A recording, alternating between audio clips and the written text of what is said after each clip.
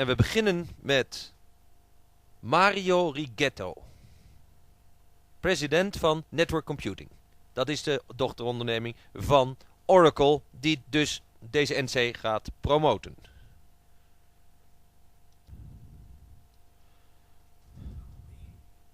Be provocative about where do we stand in the information technology, and especially how do we think the next paradigm for the internet or society will be in the future. So in my agenda, which will be a 15-minute discussion, hopefully, I will cover the three major points. The key problem of today PC, what problem we believe that the network computer will address. So in a way it will be a comparison about the today PC technology and the future paradigm which we believe will be the.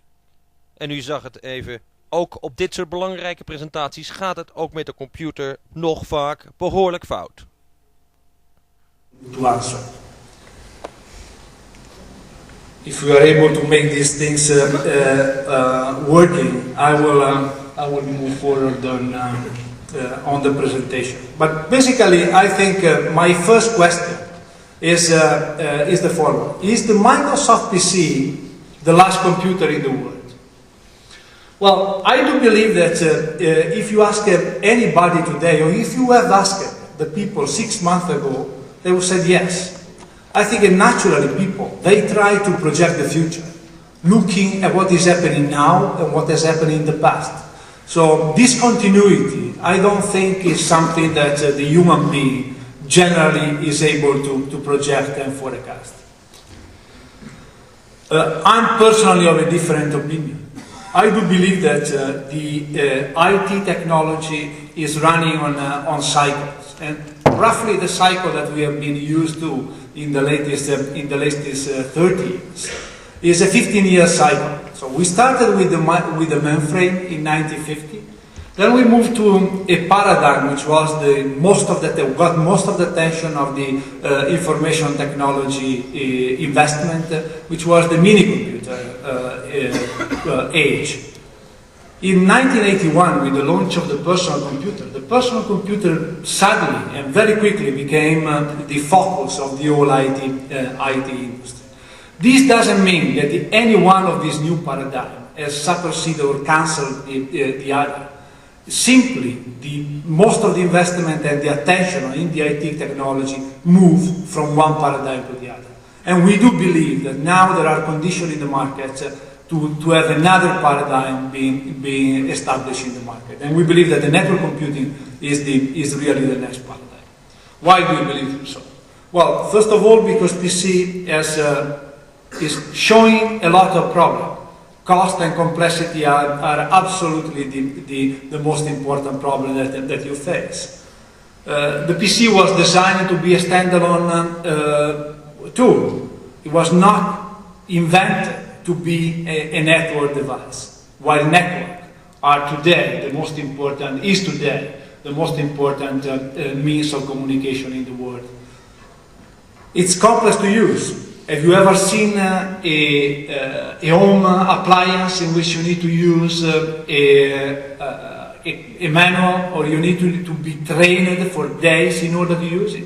I'll give you an example. I've been talking with a lot of ISP in the market, the internet service provider in the market, and they evaluated that for every consumer that connects to an internet network through a PC, their own hotline, they get an average of 15 calls in order to be able to install the modem, to connect to the network, install the software, making the right setting on the system. Would you ever accept this for another appliance in the home? I don't think that anybody will accept it. Cost of ownership is another issue. I'm mentioning here some numbers which are independently measured by Gartner. It's up to $12,000 per year cost of ownership. And guess what? I mean, 80% of the users, they use less than 20% of the functionality of a personal computer. There is something wrong with the model. We do believe, and we talk a lot about being in the information age. The reality, if we look to the penetration of the PC, which is the most popular device in the information technology, is that we are not in the information age. In the Americas, only 30% of the houses has PC, while 97% has television and 94% has a telephone. And if we look to the international market, to Europe and the Far East, the situation is even worse. In Europe, I think, as an average, 10% of the houses owns a personal computer. So here we have a discrimination based on barrier to enter due to the cost, and the barrier to enter due to the difficulties, so the kind and the education that the people have, and will they be able to manage and to use a personal computer or not. Furthermore, I think another important issue that we need to consider is that through market research in the United States, they figure out that not only the penetration is, as I said, less than 30%, but also the buying intention from the user are declining. In 1996, they had 4%, and they projected 2% buying intention from the household in the United States. So, if we want to be in the information age, in this inter-networked global society, we need to do something, and we need to change the paradigm. Because what we want to have at least 90% of the people being able to be part of this inter-networked community. Why do we talk about network computing today? I think because obviously there are, today in this period. Because in order to make it happen, this inter-network society, you need two things. You need a global, open, standard network in the market, accessible by everybody. I think there has been in the past quarters, or in the past year, a lot of discussion and a lot of attempts from companies, such as IBM, Microsoft, trying to establish their own network as the standard in the market. I think now the game is over. The internet is the standard, and there's no debate about that. I mean, this is the standard, and this is where all the investment of the information technology, and especially in the United States, from all the startup company, is focusing on. But we need another things. We need obviously an easy to use, low cost appliance device that will be able to connect this network and provide the functionality that the user needs at a very low cost and very, very easy to use. And we believe that this is going to be the network computer. So what the industry is trying to address with the network computer? Well, we are developing, and there are several companies developing inexpensive products, easy to use and easy to manage. We want to get in the home, plug to the telephone plug the network computer, and run it. We don't want to call 15 times a hotline service to understand how to put together, how to settle the device. We want, furthermore, we want to have a standardized architecture. Why do we want to have a standardized architecture? We want to have it because and you hear it. In an open environment. Mauro Righetti believes that the NC is going to be a major appliance in the home, that most houses will have one. This is where there is serious doubt whether that will work, but you have to see that Mauro Righetti works for NC, and that therefore at panels like this will very clearly state his goals, his vision.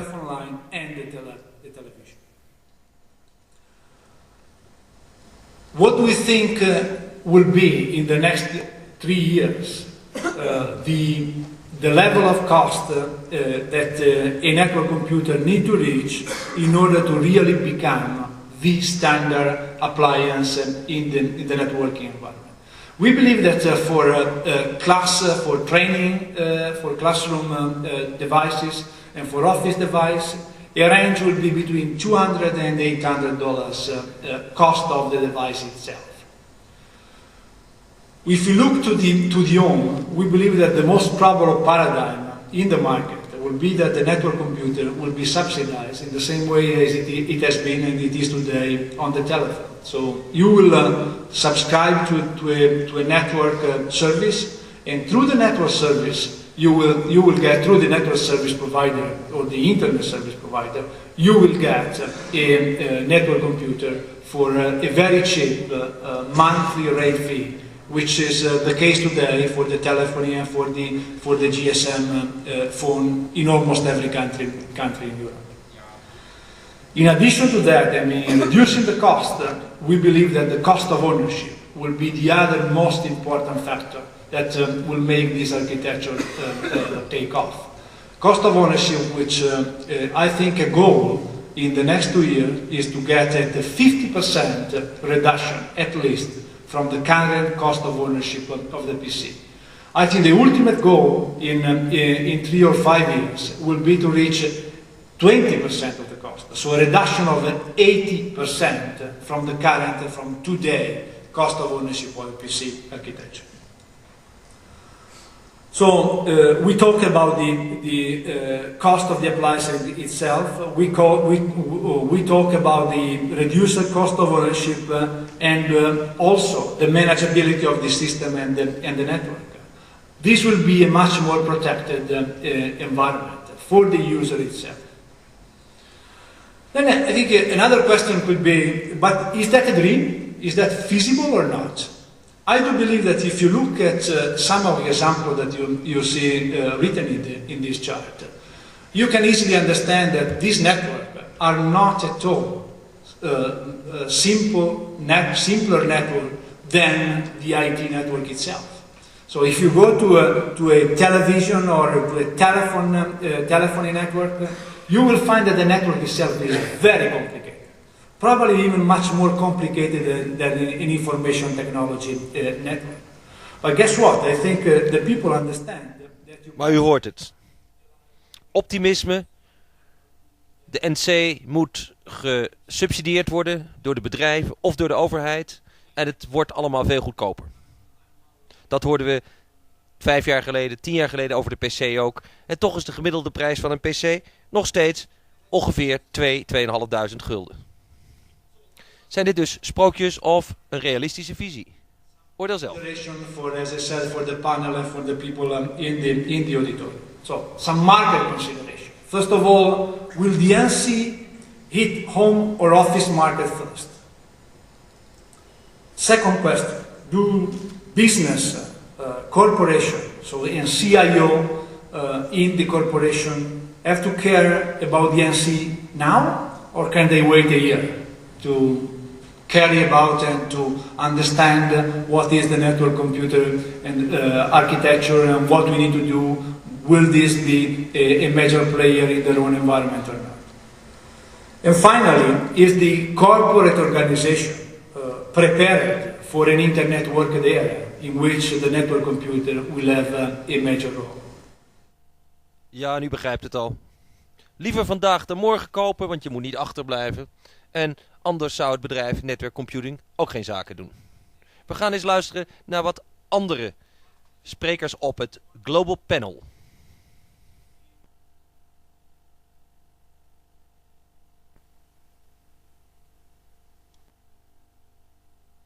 As with any paradigm shift, the implications are going to be profound. I thought I'd draw a quotation here from a well-known English figure in history. This was the guy that ran the British Post Office over 120 years ago, and he said, and I quote, "The Americans have need of the telephone, but we do not. We have lots of messenger boys." And I believe this is a similar paradigm that we're facing today. There is this reticence, perhaps, that while the Americans may have a need of the internet environment, perhaps we don't. We have a lot of infrastructure. Well, I believe, as quite rightly as Mauro said, that infrastructure is going to disappear, and that the paradigm... Yes, that kind of stories will always be used. But Didn't we predict that we would have atomic reactors in every car too? And that didn't happen, did it? A year ago. 6 months ago? That's pretty much everybody. Now, who uses the Navigator? Paul Ayers is of Netscape Inc. And that's the company that has the most successful software program for the internet called Navigator out. And he's just making his point that most people use it more than, for instance, the products from Microsoft for the internet. Personal productivity application in the world today, bigger than anything else. Okay, let's just look at the key implications as far as Netscape's concerned in terms of how we drive this internet paradigm forward. The strategic objectives of information technology are to use IT as a mechanism to leverage corporate objectives. IT typically can drive and enhance new business processes and new channels to market and increase or decrease productivity, profit, depending on how we look at the environment. Internet technologies as a reality address the main challenges of information technology. They enable you to build applications very quickly, they enable you to centralize your development, they enable you, if you will, to control the maintenance of the applications as you deploy them on your intranet within your corporate enterprise or indeed on the internet. Internet technologies do 3 or 4 things very well. They scale incredibly well. Technology we know today scales to 65 million users adequately. They remain low cost, quite rightly. As Mara said, these technologies are becoming easier and easier to purchase from a corporate perspective and from a consumer perspective.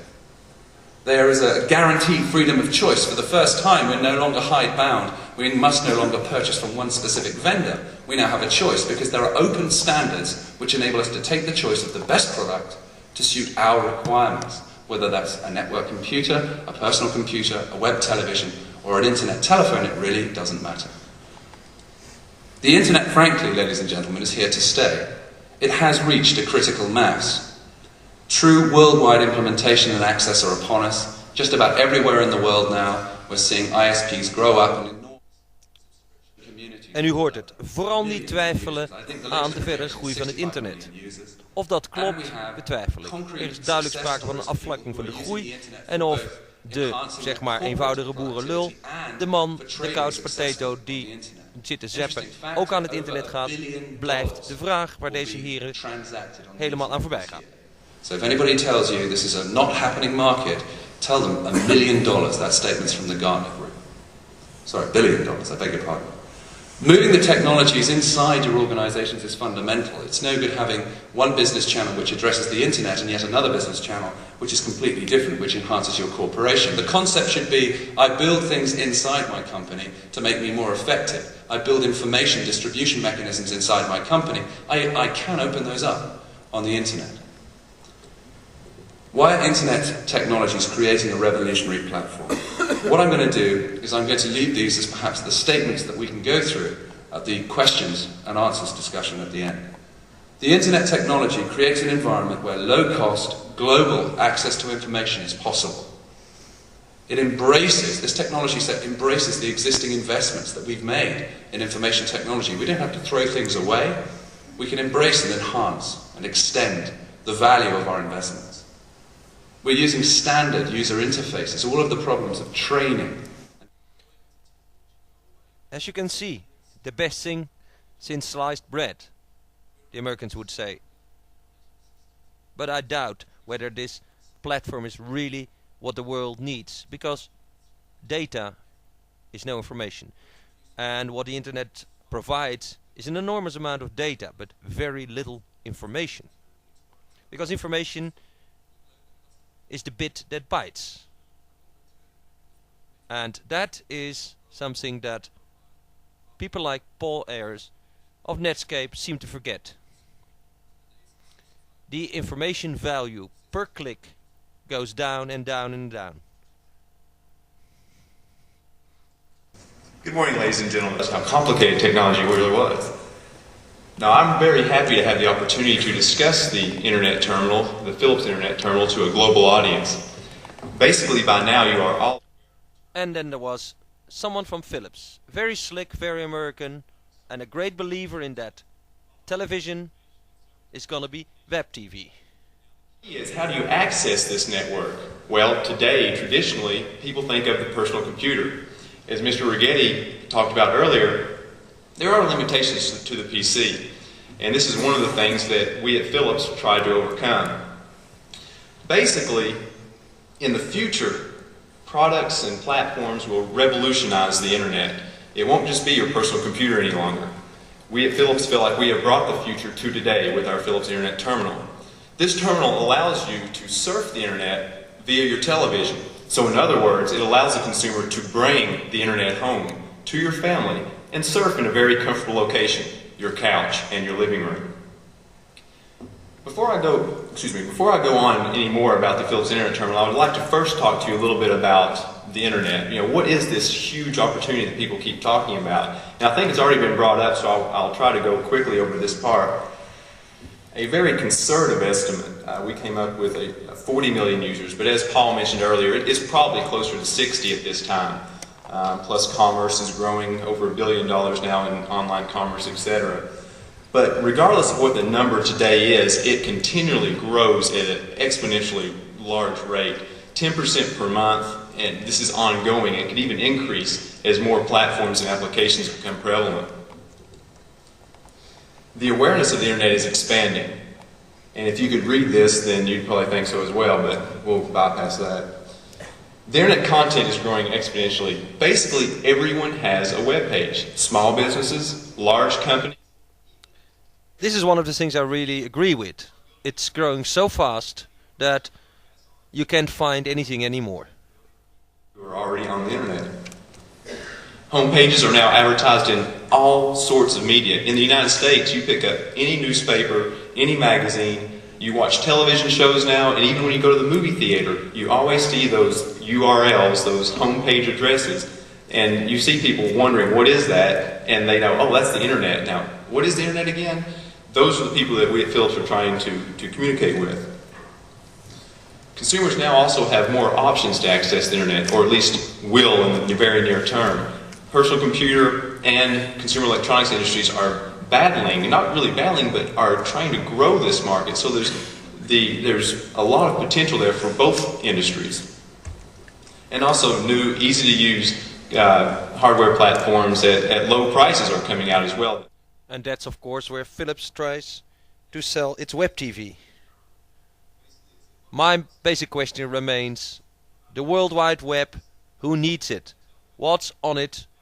Who needs a worldwide library, as today very few people go to the library anyway? Is it a mass market? Maybe, but I doubt it. With the television can now access the internet. The Philips Internet Terminal is slightly smaller than a VCR, and it hooks up very similar to a VCR. You plug in your composite video and audio outputs, you plug in a standard telephone line, press one button. And didn't I hear the same story about CDI from the same Philips people a few years ago? It seems the same story, pushing products onto the public. It's called technology push. And the real question, is there a demand in the market? Plug in your telephone line, press one button, and instantly you're on the internet. In the United States, Web TV Networks is our internet service provider. Hence, you hear the Philips Internet Terminal referred to as Web TV quite often. And that's why, because Web TV Networks is who provides our internet service. The Philips target market, families with children. Basically, we want to bring the internet into the household.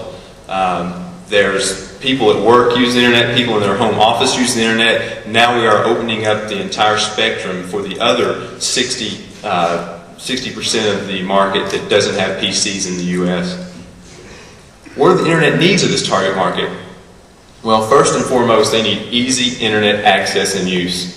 One of the typical reasons why people aren't on the internet today is they feel it's too complicated. They know they have to have a PC, and then they have to have a modem, then they have to buy software, and then they have to fiddle with all kinds of things. We have made it easy, and that's what they want.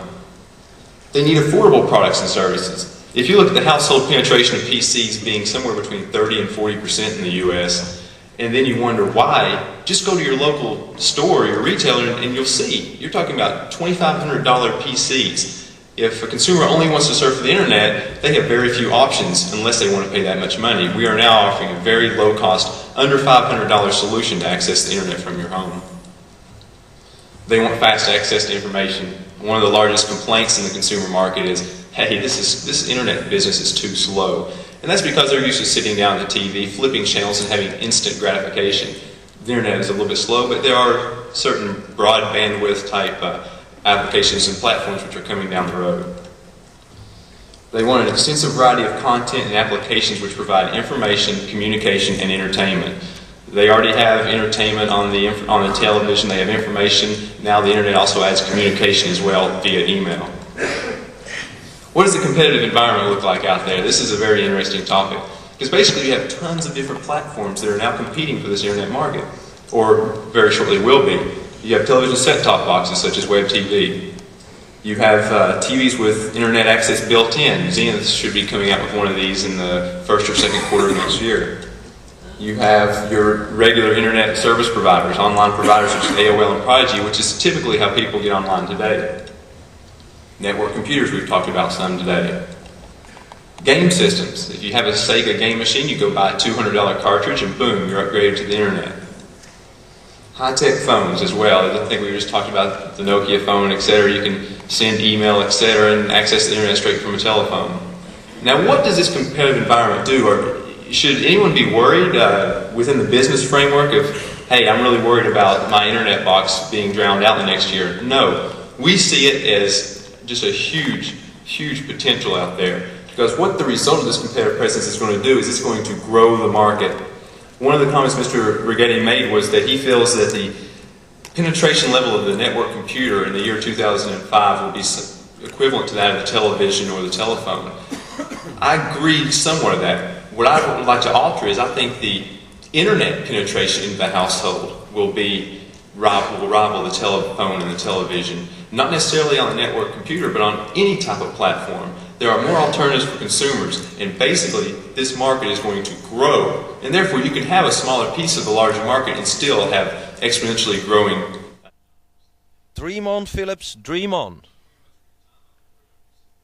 I don't think the internet market is going to reach more than 25% of the home market in 5 years. But let's see what happens.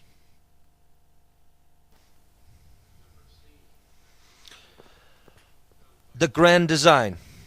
That was the issue at Global Panel in The Hague, where Crown Prince Hassan of Jordan, Ruud Lubbers, Mr. Tabaksblad of Unilever, and many first-rate politicians and people from business came together to discuss the state of the world and see if anything could be learned, if some grand design could come out.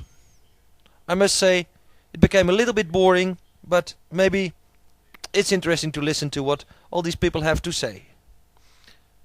And the first speech was by Mr. Tabaksblad. He's the head of Unilever. There were people from both the business side and politicians, and the whole thing was moderated by this gentleman, Mr. Weinstein.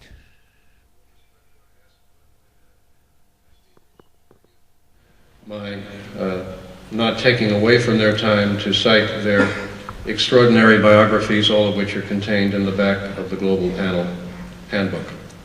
It is with enormous pleasure that I present the first speaker in Global Panel 96, Mr. Maurice Tabaksblad, the Chairman and CEO of Unilever. Mr. Tabaksblad.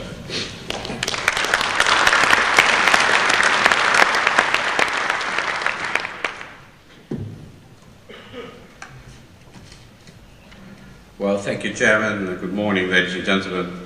I guess maybe it's telling that when you talk about globalism and grand designs, that now a businessman starts to kick off.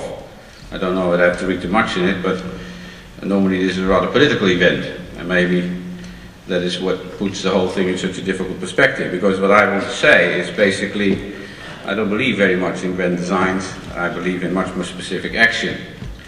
Of course, we see developing global trends, no doubt, in technology, communication, and finance. And these are in fact the main drivers in the process of globalization. But we also see a number of other significant trends which are by nature regional. The chairman already said so. The regional variation in the growth of the world's population, for instance. The shifting balance in the world economy, which at its current rate will see a reversal in the current economic balance between Europe and North America and the rest of the world by 2015. And the trend towards regional economic blocs, the European Union, NAFTA, Mercosur, ASEAN, etc. In my company, these global and regional trends have manifested themselves on the one hand in worldwide policies, for example, for technology, personnel and financial management, and on the other in the development of regional operations. In our type of business, our ability to keep close to our consumers is of key competitive importance. In fact, we do not believe there is such a thing as a global consumer preference. Unilever has geared its organization towards regionalization to draw maximum benefit from the trend to intensify economic cooperation between nation states. Well, you can hear it. Mr. Tabaksblad of Unilever. Pretty boring, I must say. These large corporations are basically saying, leave us alone, let us do what we know best, serve the market, and let's not meddle too much with grand design and big plans. Let us do our business. In Shell they call this TINA. There is no alternative. Let us do what we have to do. And that basically comes down to liberalization and free enterprise. But is this what the world needs? Provided that it's not at the expense of multilateralism. Critics of regionalization, particularly amongst the hardliners on free trade and multilateralism, point to the dangers of protectionism and of the scale of potential conflicts between powerful economic blocs. Well, we certainly need to guard against any such developments. At the most practical level, regional blocs still need to appreciate their mutual self-interest in intra-bloc trade, in raw materials and end products, as well as the free flows of finance and technology.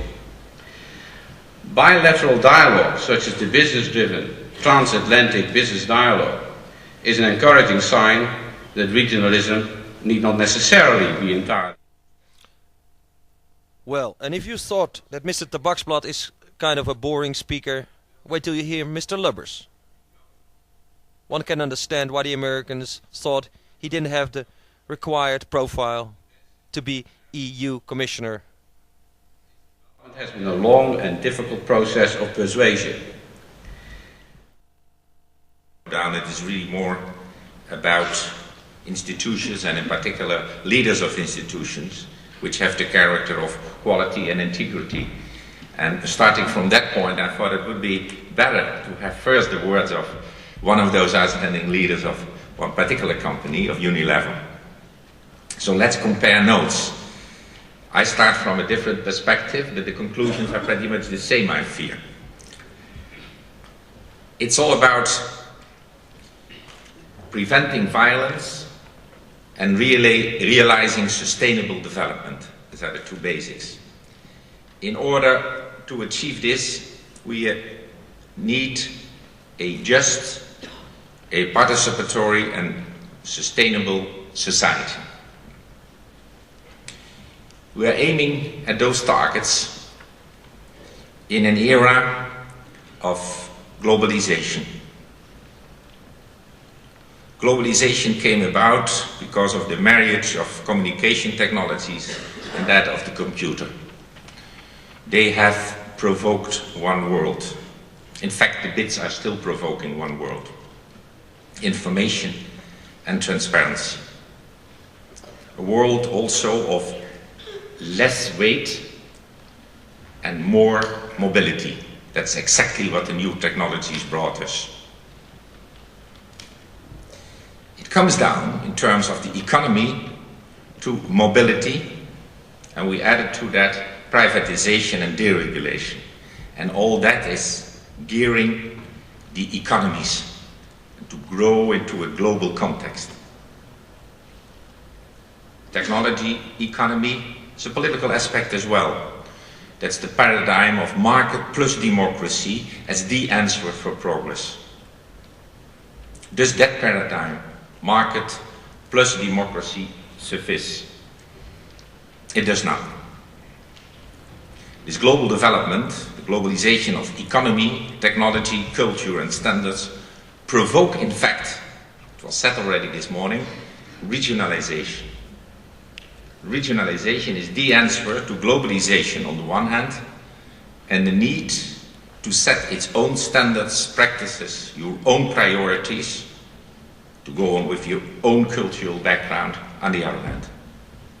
Trends of globalization, sticking to your own traditions, priorities and so on. The combination of that is regionalization. So globalization and regionalization are in fact twins.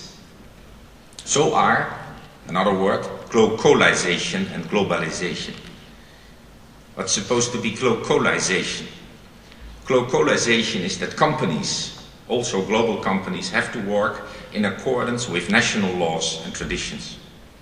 To be successful, you have to be global and global.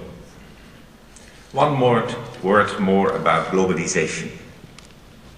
Globalization means also that governments are becoming weaker. Boundaries are more and more permeable, and that means that governments are less effective. This again means that business itself has to practice quality of life. Of course, it has to practice efficiency in the first place, that's serving the society. But to efficiency, one has to add equity and ecology. Ecology is in fact intergenerational equity. The consequences of a just, participative and sustainable society are more and more reflected also within the companies. Basically, it starts already with the growing trend of mission statements. You should read them. It is rather more than efficiency only, the mission statements of companies. Then companies tend to safeguard themselves by working with other companies on terms of codes of conduct. The relation between the company and the society, codes of conduct. And my third point, increasingly successful companies are convinced about the relevance of win-win situations. What are win-win situations? Let me explain. Yes, and you can go on with throwing all these words and terms, but is anything said? Or is this political humbug just to say, let's do nothing, let's wait, and let's very quietly capacity to sell, to market your do product. nothing? That's what we call a win-win approach. Quite a few people let me stress one point more about this win-win, together with the mission statements of companies and the aspects of the codes of conduct of companies. Those three. It probably comes down to saying, behave decently, pay your taxes, be good boys, and everything will be fine. What I missed at this opening session of the global panel was a real vision. But luckily, there were some other people. Crown Prince Hassan was one of the people who has a clear vision and a clear job, because his country and Israel have to come together. He made a very clear statement, and Netanyahu of Israel, who was through a video link connected to this global panel, reinforced that idea that the countries like Jordan and Israel and the people in between, the emerging state there of the Palestinians, have to work together and try to grow together. We listen to Crown Prince Hassan of Jordan.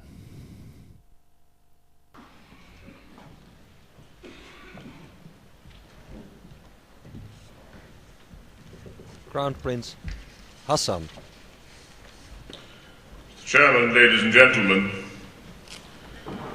you were kind enough to refer to my mandate as speaking here to the subject of the new Middle East, and at a casual glance it is hard to discern anything new in our region.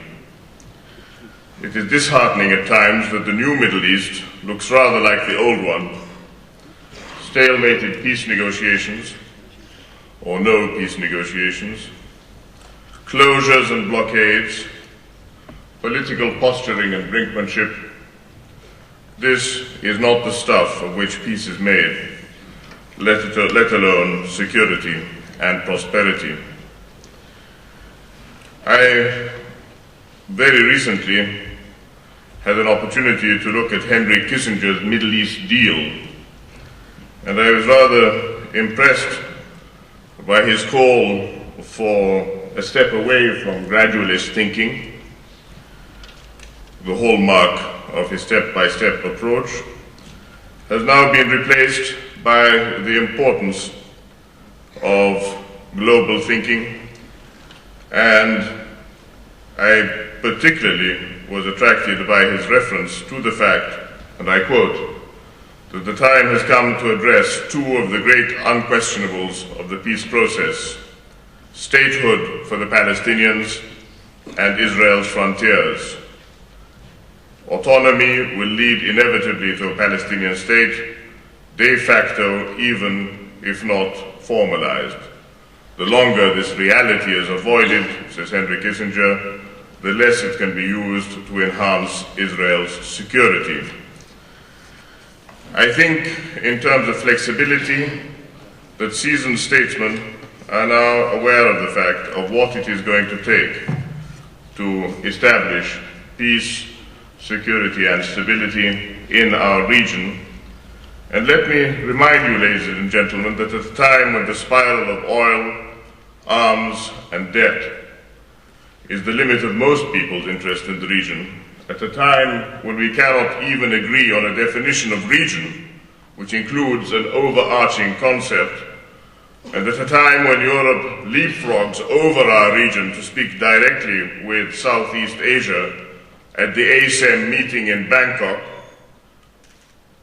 it is worth asking the question, what do we even mean by talking about a new Middle East? Our vision, coming from the region,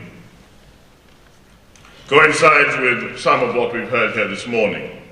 Yes, to bring international idiom and standards to the conduct of affairs in the region, whether economic, political, military, or cultural. We would like our region to participate not just in the global village. We know enough about parochialism and villages, but in the global city. What we are talking about then is bringing the old Middle East into a new world. I noticed that our program refers, in the context of the grand design, to a new world security system and a new institutional framework. And I would like to say that Jordan does not believe in spending too much time on all-inclusive blueprints, but is rather endeared to the concept not of government, but of governance, of a broad-based consensus between business, academia, government, and the legislature.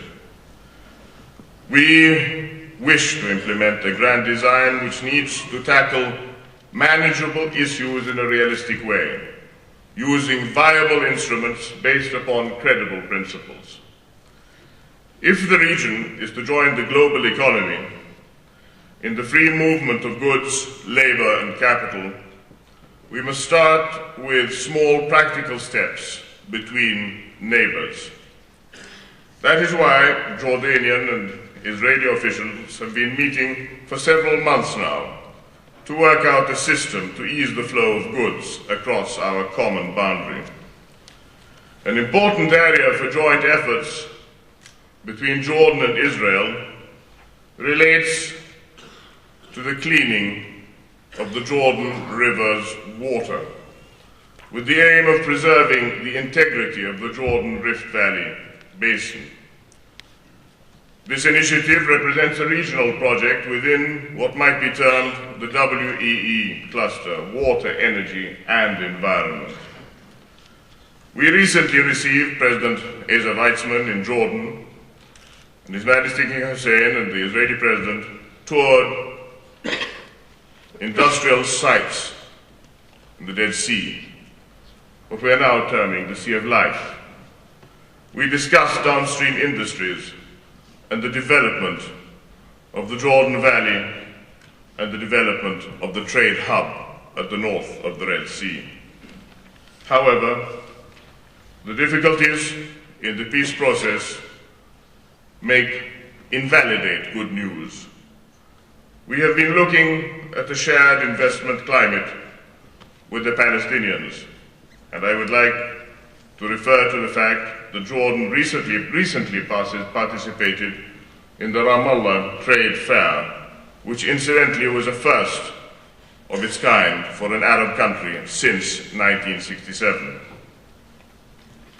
With Israel, we have been attempting to develop an understanding of a shared investment climate by acquainting investors better with goods and services, investment opportunities, as well as the discussion of new instruments such as cumulative rules of origin, a delicate subject I know in this hall.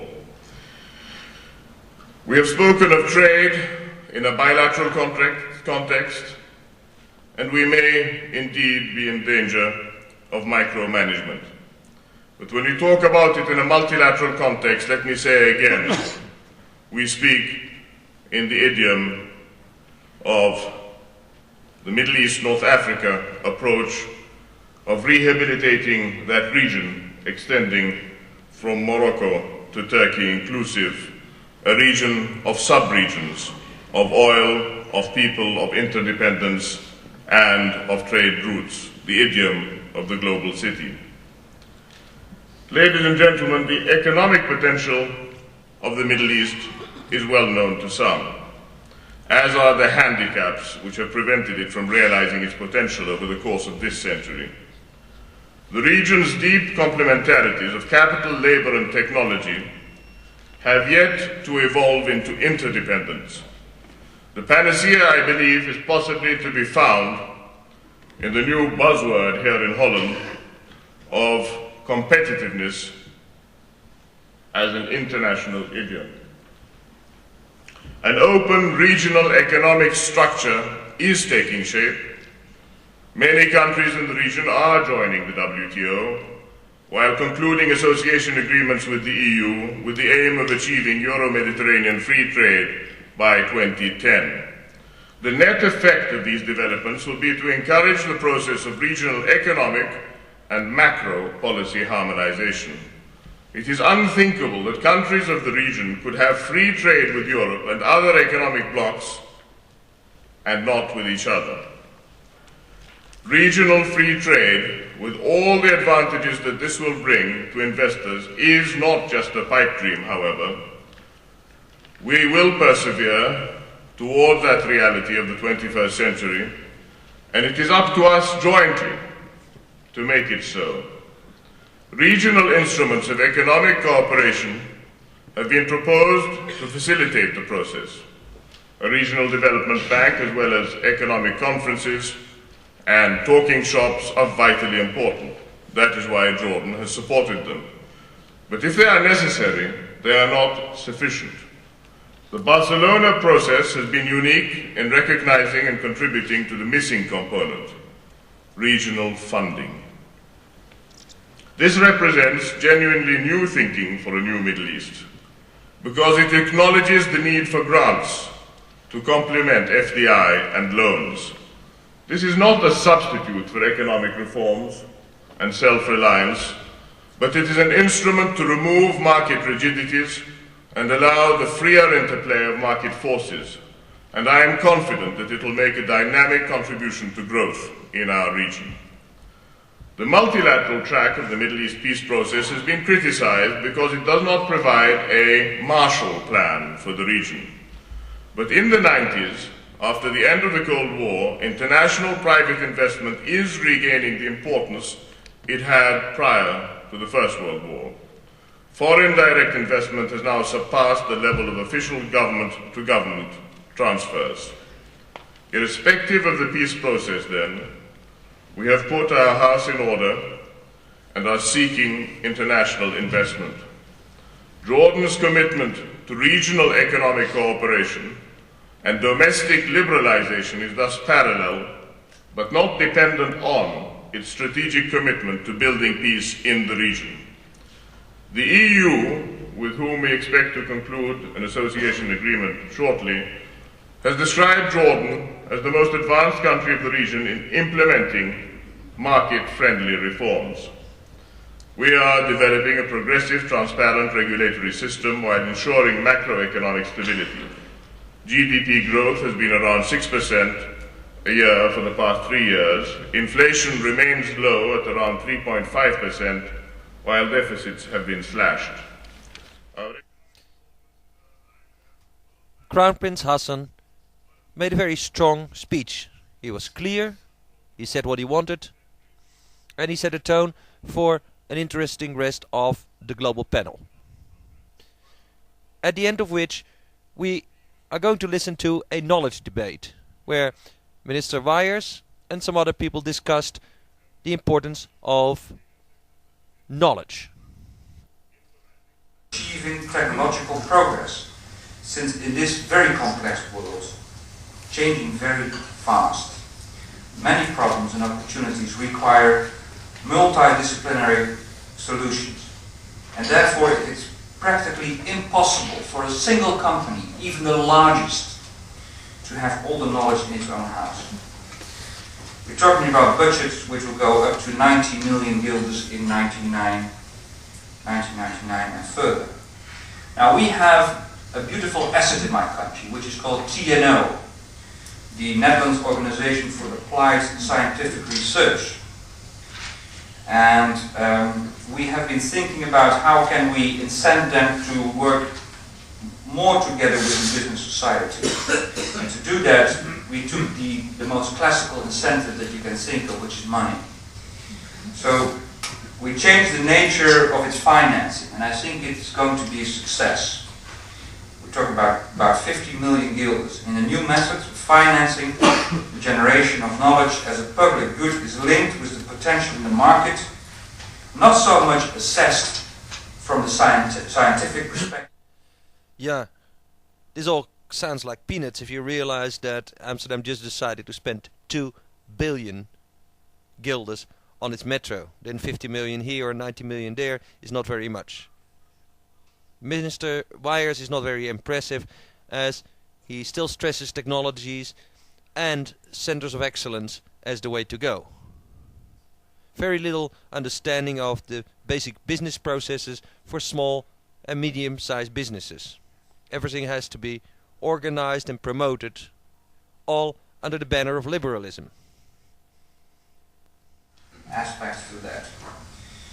What you see, particularly if you talk about small and medium-sized companies, that they're not thinking in terms of technology as an isolated phenomenon.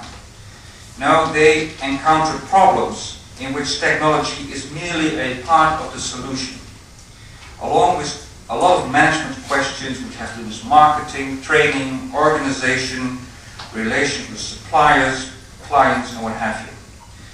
And we had a system of consulting, government-funded consulting to small and medium-sized companies.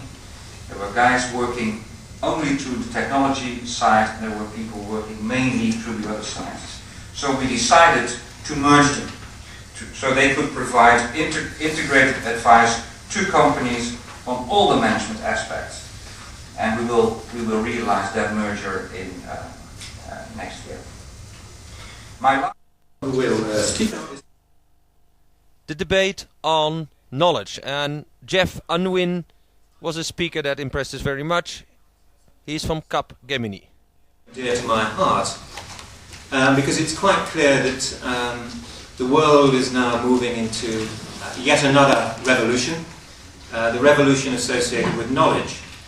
And unlike the two previous economic revolutions which we've had, this one is rather different in that it knows no boundaries. So it doesn't recognize geography at all. So first bad news is it doesn't recognize that you're Dutch. The agricultural revolution was based clearly on land, fertile land, and the industrial revolution was based on access to a skilled workforce, access to raw materials, and access to communications, particularly the sea. However, knowledge just flows like water. It goes to those areas of the world which are capable of producing knowledge at the lowest cost and dealing with knowledge. So it must be driven by something like the highest added value per brain cycle. Now, given that statement, how can countries deal with this? The first thing is that, countries don't really compete. It's companies that compete. But what countries do is they compete to form the environment in which companies will be attracted to it.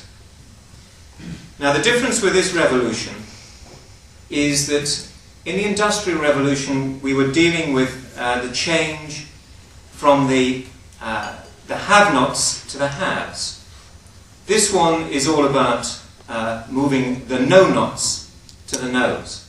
That's what it's all about. So what are the factors that are important?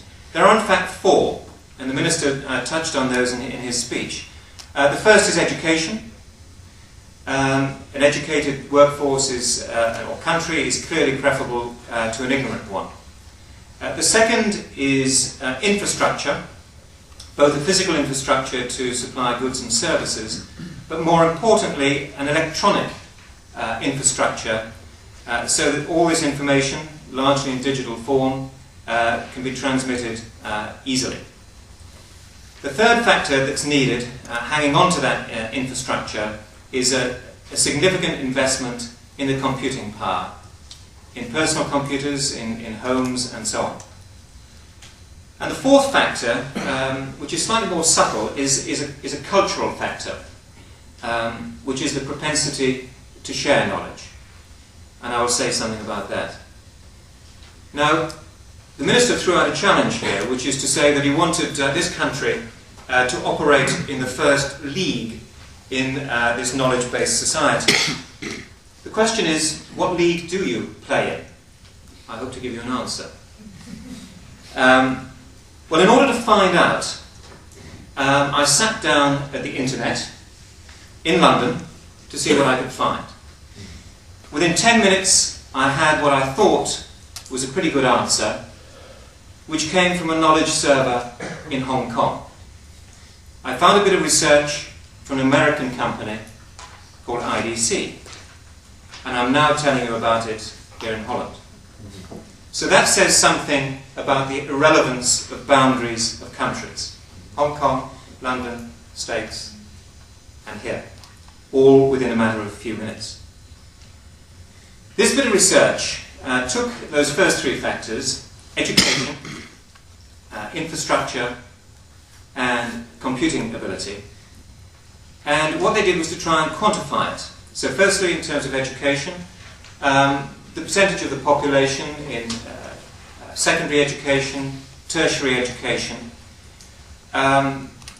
newspaper readership, freedom of the press, number of television channels, civil liberties.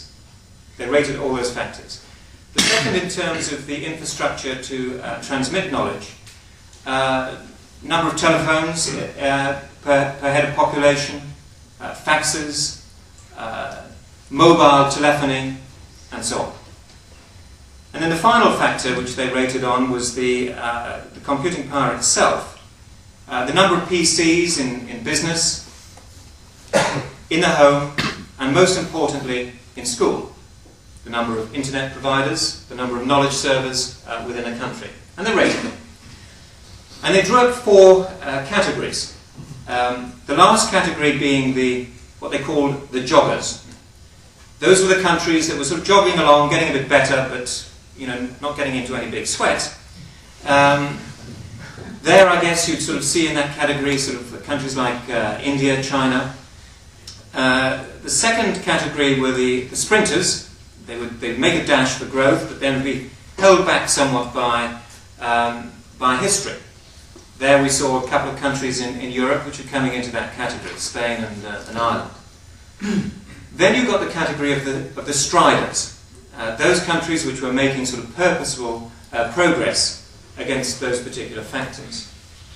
Now, the bad news for the Dutch is that you were in that category. That's the bad news.